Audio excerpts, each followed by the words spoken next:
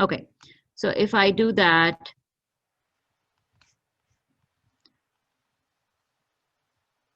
this RT is this thing.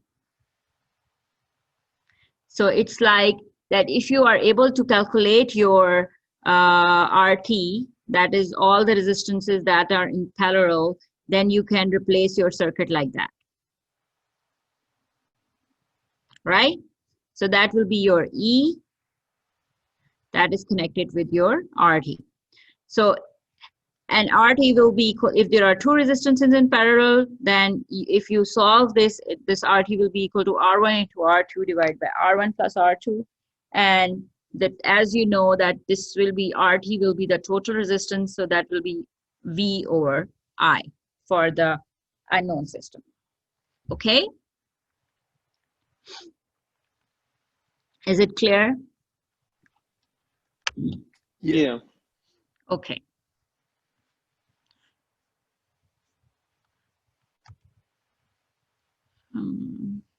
I have a quick question from before. Yeah. So when I hover my mouse over the resistors, it just says 0, like for all the values. Okay. So Did you change the values? Yeah, so resistor 1 is 1000 and resistor 2 is 1 mega ohm. So when you hover your mouse on it, it says? It says dissipation is 0 watts, and then the operating point is 0 amps. What is the value of your resistance? 1000. Okay, can you share your screen? I can stop. Or let me finish it, then we can see your, okay? Okay. Yes, okay. So let's go from here. Okay, so what we will do today, that we will have, after finishing the previous exercise, we will be having two parallel resistors. One will be 1.2 kilo ohms, the other will be 2.2 kilo ohms. And so this is figure 6.4 in your book, if you see. Let me confirm.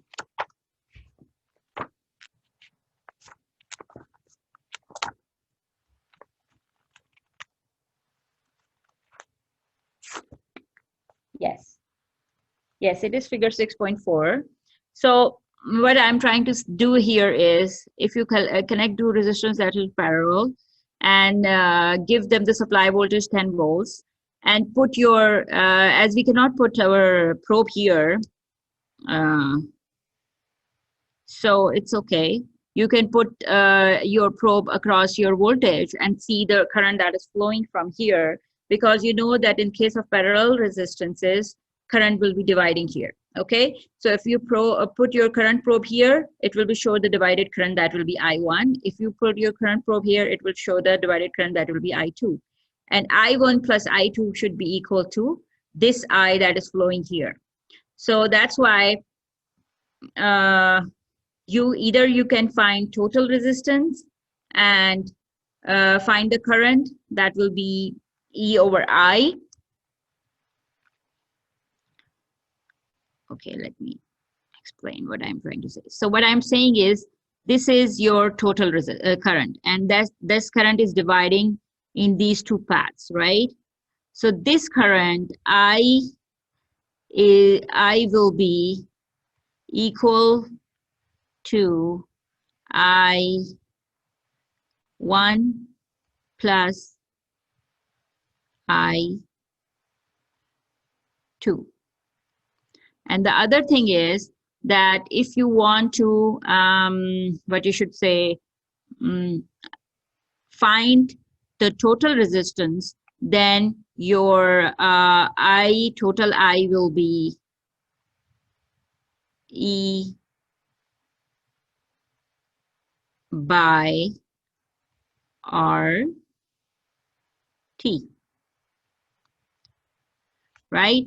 So that's what this says. So record your RT using Ohm's law. This is the Ohm's law, that you can find out your RT and calculate the total resistance.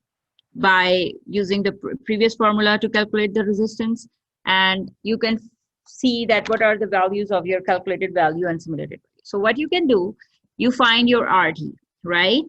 So your RT is, what is R1 into R2 divided by R1 plus R2.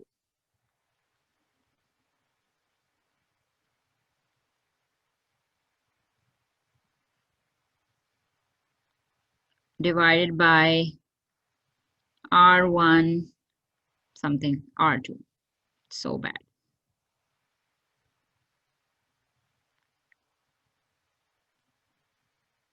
Like that. So your R1, RT will be this, and you can replace your RT here and find I, right? Now, what you will do if you have to find I1?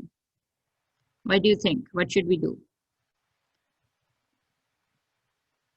I1 will be,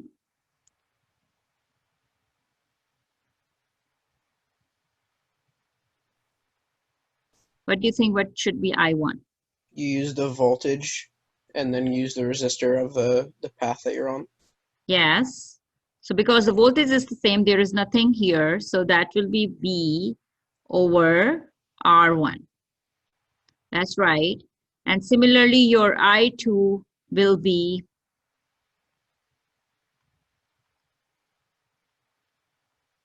voltage divided by R2. So these are your calculations that you have to do and find the calculated value. So you will get I1, I2, I, and RT, all of these things with these calculations, right? And you will build this circuit to find out your I, your I1, I2, and then you can compare this with the calculated values. Is it fine? Is V going to be 10 for the whole circuit? Yes, yes. Because this is the same voltage as here, because this is just the current probe. It's nothing, right? There is no element here, so this all will be the one node. So this will be the same voltage here and here. Okay. Thank you. Yep. Yes. So you need to fill 6.1, it says, table 6.1. So in table 6.1, we have RT, which we will be finding using the previous equation. Our ohm meter that we don't have, so you leave it. Now the percentage difference, I'll tell you what you should do. Okay, 6.1 and 6.2, there are two ways to find RT. You can try that. And I, you will be following using what you should say, calculation and Ohm's law R. So what we can do to change this table a little bit, that you will not write R ohm meter, but you will be writing R that you are seeing through simulation. So our simulation will be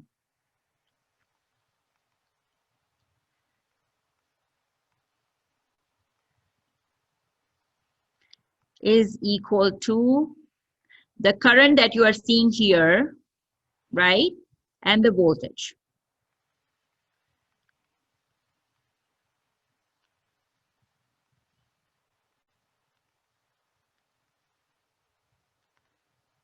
But this is RT sim, like the total R sim, right? Similarly, your R1 sim will be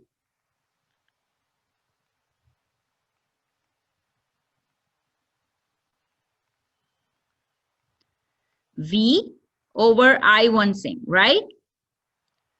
Because you can find out current, simulated current by putting the probe around it, right?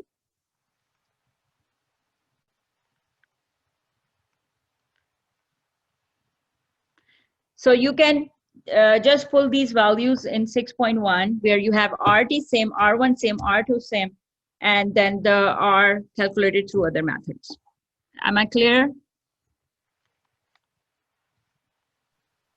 Yeah. Is it okay? You can ask question if you are thinking that it's something confusing. What does sim stand for?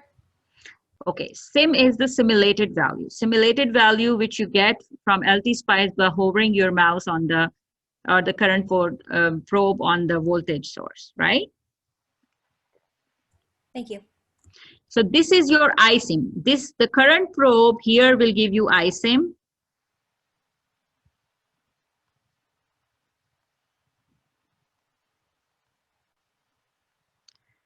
And current probe here should give you I1 sim. Do you want screenshots of simulations or just us write it down? So as we know that this involves some calculations, and so in the lab report, of course, I want to see that how you are getting the simulation in LT-Spice.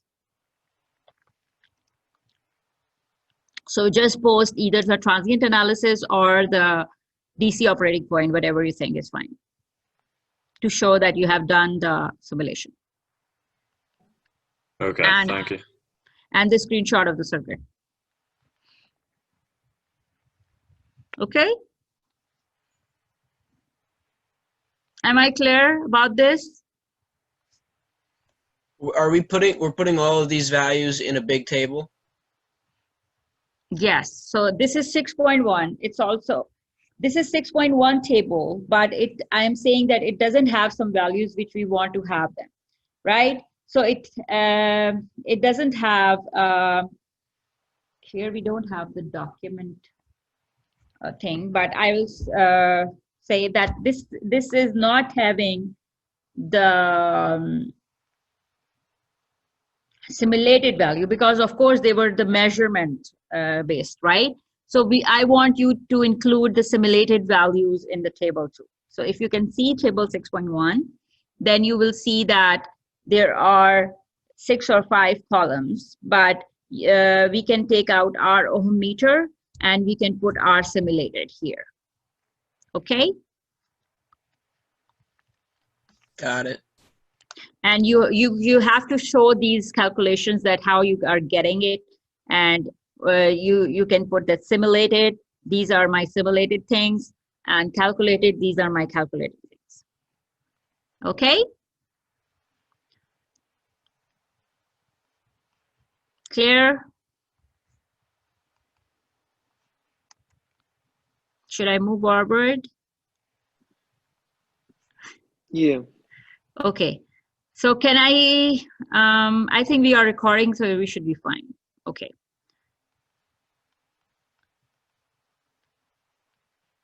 Okay.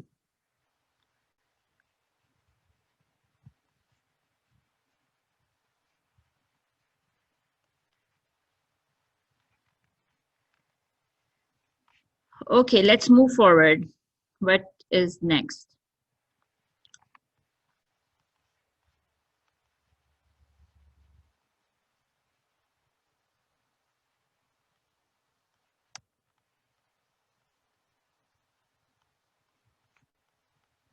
Okay. So the question is, when you will be doing this circuit, the question is that the total resistance of the parallel network will always be less than the smallest resistance. Then that you know when you will calculate the parallel resistance by putting your formula in, right? So you will tell that whether you verify this thing or not. Now, as you know that there are 2 resistances, 1.2 kilo ohm and 2.2 kilo ohm, you will add another resistance here that will be 3.3 kilo ohms.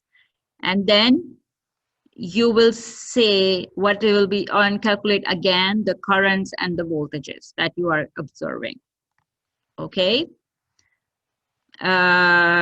And will the total resistance of the parallel network always decrease in magnitude with the connection of additional parallel element? Like if you are adding 3.3 kilo ohms, what are you seeing? Are you seeing decrease in current, increase in current? Because voltage will not change, but the currents may change. So that's what we are expecting here to do. Okay, now let's talk about tolerance. What is tolerance? What I was saying is that resistance tolerance is that 1%, if you have the 1% tolerance in resistance, what it means. That 1 kilo ohm, if you have a resistance of 1 kilo ohm, and it has the 1% tolerance, that it means that its value can be changed by 1%. The worst values of 1 kilo ohm, which has 1% tolerance, is 1 kilo ohms plus 1% of 1 kilo ohms, that is 10 ohms. Its value can be 10 ohm, or 1000 means 1 kilo ohm minus 10 ohms, that 90 ohms. So the range of the resistance that can change is from 10 ohm to 990 ohms, which is pretty, significant change. So 1% tolerance means that if you have 1% tolerance in resistance, its values can change from 10 ohm to 990 ohms. So, and another thing that we need to know is that when we calculate the percentage difference in some values, it will be simulated minus calculated divided by calculated into 100.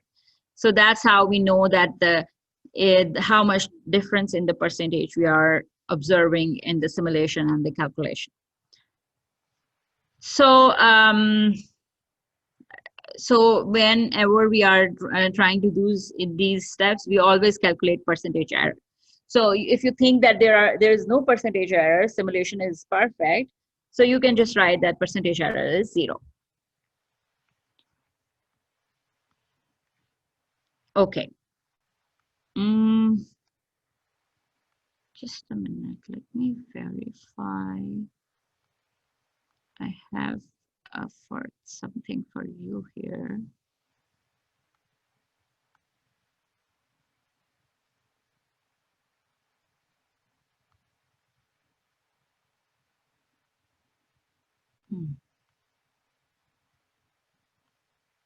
Yes, sorry. This is the thing. So what we have to do here in resistance tolerance, we have to start with the basic circuit. That was the initial circuit in which we were having 1 kilo ohms resistances, 2 resistances.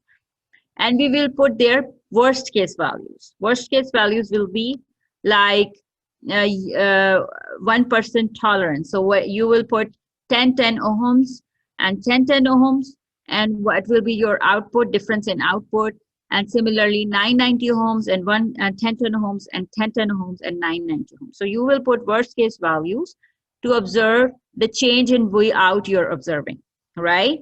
So with and without tolerance, how much change you are observing in V out, and that will tell you that how much tolerance gonna affect our circuit if there is in the resistances. Okay? Am I clear about tolerance?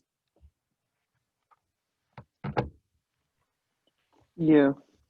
Actually, this lab is not simulation-wise complicated, but it's to play around with your circuit to see different aspects of the circuit, like how you calculate currents, what is voltage division, what is parallel circuit, and what is tolerance and stuff like that.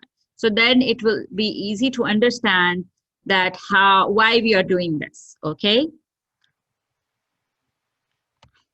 Okay. So after tolerance, there is one more scenario that we have to deal with. That is the dissipation. So there are, all the time, there are devices that dissipate energy. Similarly, resistors also dissipate energy. So when we say the resistor dissipate energy, it means that there is there is some rating around that. We define that this resistor can only withstand 1/4 watt of power, let's say. So it means that if we apply more than that, it will burn. So we need to know what is the power rating of the resistor, right?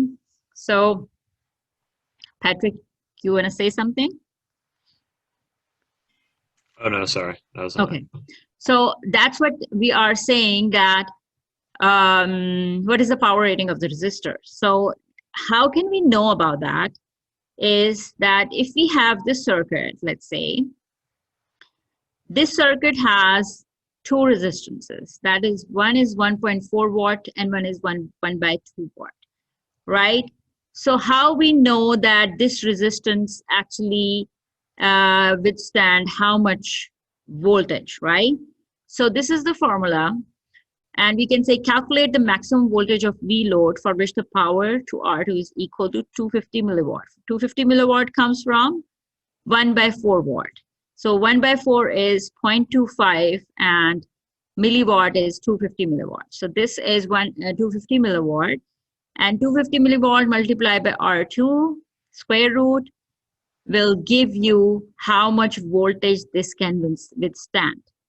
I think here the answer was 9.2 volts. It means that if you will give it a voltage that is greater than 9.2 volts, it is more than its rated power.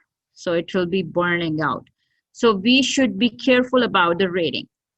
So what is the required source voltage to produce V load max volts at output? You need to know that what is the voltage that will produce 9 volts here, right? It's a voltage divider circuit and it's easy to understand. The new thing here is calculate the power dissipation across the resistors. That we will do P is equals to I square R. What percentage was that power of R1's rated power? Fill the table 10.2. Okay, so how we will know about that? Let's see.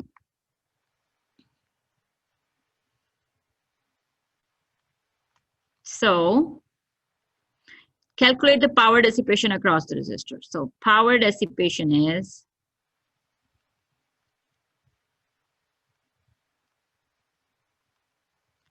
I square R2, let's say, right? So I square R2 will tell you how much power is dissipated across R2 and R1. Let's say the power that is dissipated is 70 milliwatts here and 100 milliwatts here.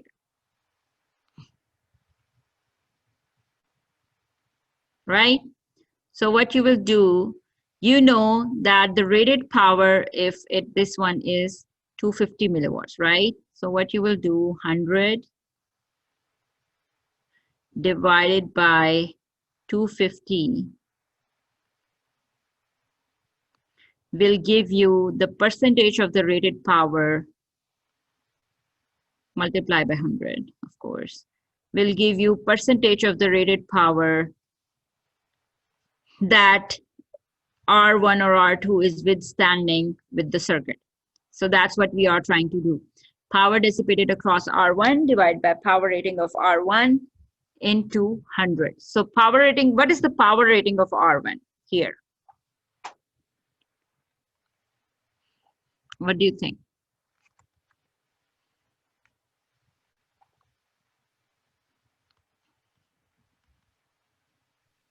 %70.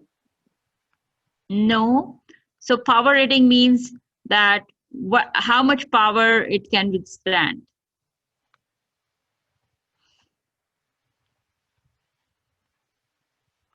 From where I said that power rating of R2 is 250 milliwatts. Why I said that?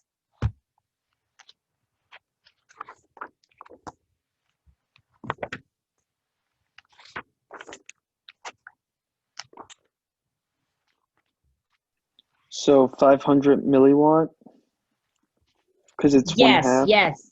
That's the power rating of R1, right?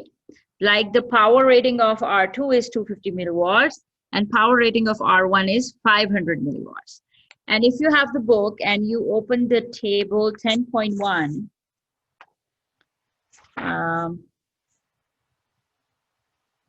that's I am referring to.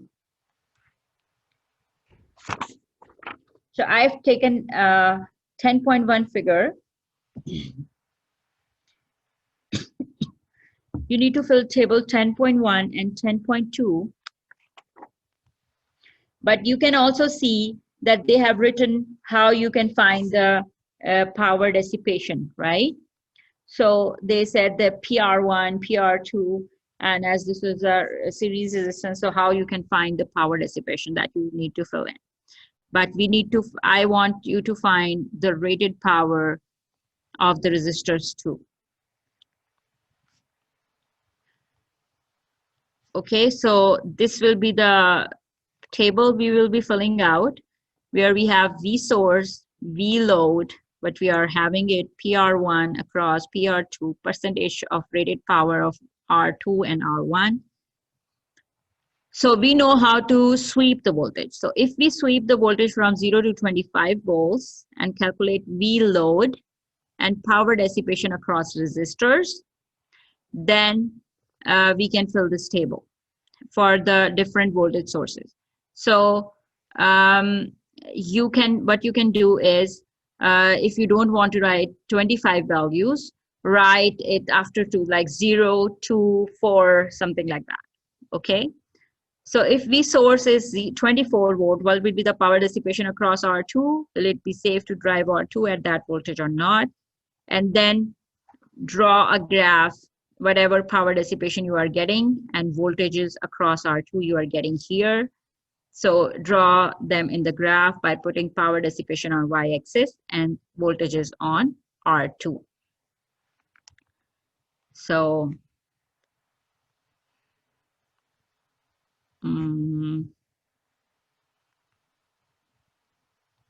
voltage R2 and power dissipation across R2.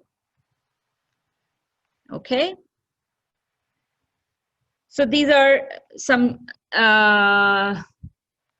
steps we want to do with the power rating. Okay. Are we clear about that? And you don't have to worry. I will be explaining everything. What is the time? Yeah, we have time. So I will be explaining everything that you will be trying to do, and we will be good. Okay? Are we good about that? Yeah. Okay.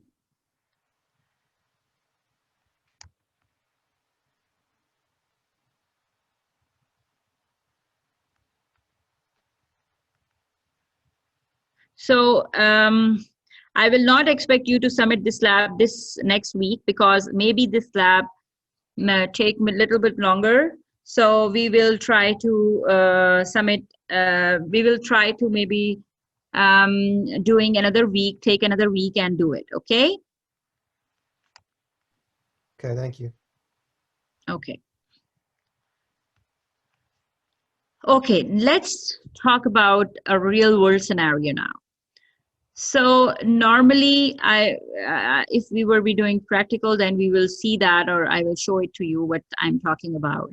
But normally what happens is that if you have a battery or a voltage source, we just think that it's a voltage source, like it's just supplying the voltage. And if it is an open circuit and you just try to put voltmeter across it, it gives you the voltage that you want. Like let's say it's a 9-volt battery, it gives you voltage that you want. But if you connect a resistor across it, like this, and then put the voltmeter across to find the V out, the V out is not expected as you want. It may be the lesser one. So the problem is that, or if you think that if you decrease the resistor and decrease it, so it should short it and the current should reach infinity, it doesn't happen, because all the batteries normally have an internal resistance in them.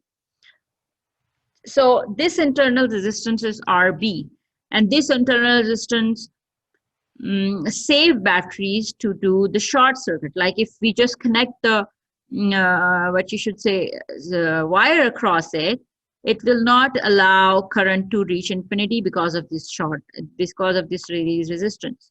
So we normally take care of this. And And if you, I think we did not talk about it yet in the class, but if you see that the voltmeter resistance, if it is very, very large than this resistance, then this resistance will give you accurate output, right? Because you know that when we do the parallel combination of the resistance, it will always be close to the smaller value. So if you have a large resistance of the voltmeter, then the parallel combination will give you approximately equal resistance to R. Let me try what I'm trying to say. So let's say you have 5 ohms here, and you have 1 mega ohms here, right?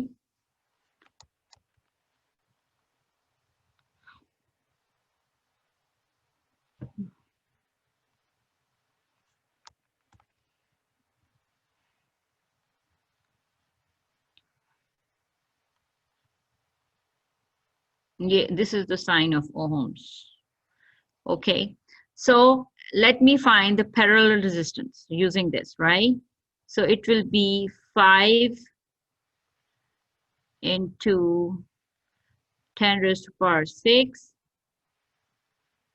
divided by 5 plus 10 raised to the power 6, right? So it will become 5 into 10 raised to the power 6 divided by 10 raised to the power 6 approximately, right? Because 10 raised to the power 6 plus 5 will be approximately equals to 10 raised to the power 6, right? Or, yeah, so if you like the cancel them, it will approximately be 5 ohms.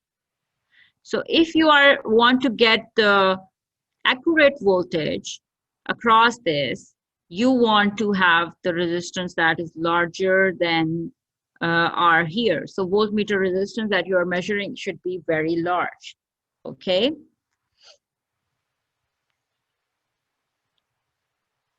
So that you don't have the appreciable voltage drop here. If this resistance is not large, then you will be getting a drop here as well, and that will change your value, what you are getting hit here, okay?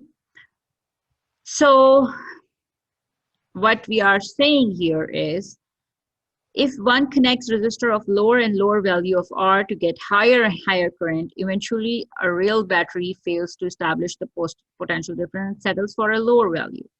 So what it means that if you try to make it short circuit, it's actually internally is not a short circuit, but have an internal resistance, and then it has the infinite, not the infinite, but finite current that is flowing through it.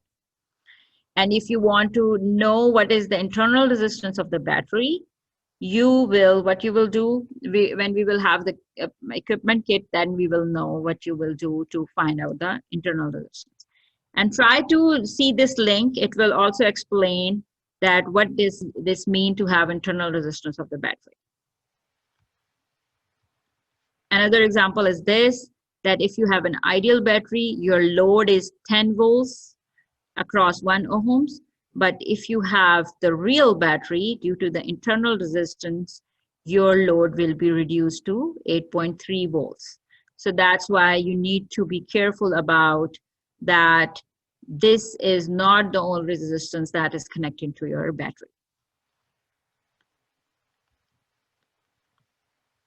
Okay, so to know about these things, we will be just doing some good things that you actually did before. So what I actually ask you to do is design the voltage divider that I have asked you to do is before 12 volts, and that will produce 2 volt output using the standard value of the resistances, and that you have already done in the previous circuit. So your circuit is actually, the basic circuit is like that. Okay, now I have to share my screen. Let me share my screen.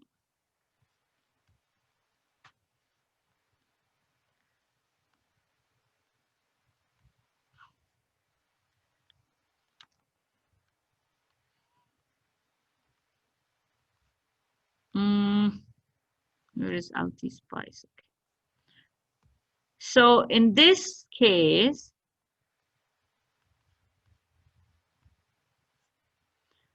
what I want you to do is get rid of this. Okay.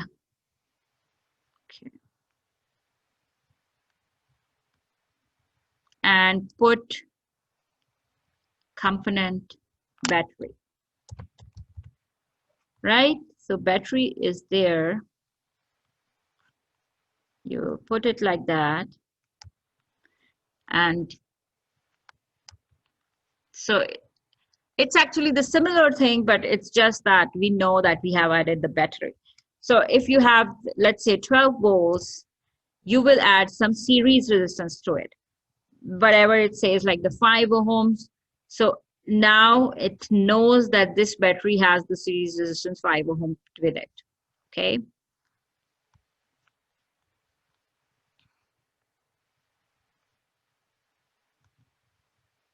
So what you need to do is change the internal resistance of the battery using 5 values starting from 1 ohm and ending at 10 k ohm and record the results. What is your results at the output voltage? Now set the internal resistance to 0 ohm and go back to your nominal resistor values. Nominal resistance values means 1 k ohms. And add a 1 k load between the output of your voltage divider and the ground. Compare the theoretical current power for the circuits. Okay, so what it means is that, sorry, not, so here they have 10 k ohms, and then you add the load. So this load is what? This is like something voltmeter or something measuring device you have here, something like that. So we need to know how much this load affects this V out. Okay, and if it is not a larger load, then how much it gonna how much inaccurate our V out will be. Be sure to record the results of all simulation in your spreadsheet. Your voltage divider with the 1 kilo ohm load should look something like this. That's it, it's showing. So, okay, and then there are some things here too. Discuss the effect of changing the battery series resistance. What does the series resistance model in the battery does? And similarly, I actually shown in the previous slides and the video I have shared with you. You can watch that too to answer that, okay? Discuss the effect of the load resistance on your circuit. What will be its effect on V out if we increase RL to 10 mega ohms? So if you change this to from 1K to 10 mega ohm, what it will do? Why are there standard resistance values? What does this tell you about real world circuits? So standard resistance values means that you don't have all the values. You don't have just the 3 kilo ohms. The 3 kilo ohms is actually 3.3 kilo ohms. So it means that you need to adjust your circuit according to these resistor values to know what circuit should work like. So I will stop here, and we will be, what you should say, doing this, and you can ask me questions. And next time we will be doing the second part of this, and hopefully we will be having some kits to do the experiments too. Okay, so start doing it, and if you have any questions, you can just bug me in and ask. So start doing from the first one. Okay. Is this document available on Canvas yet?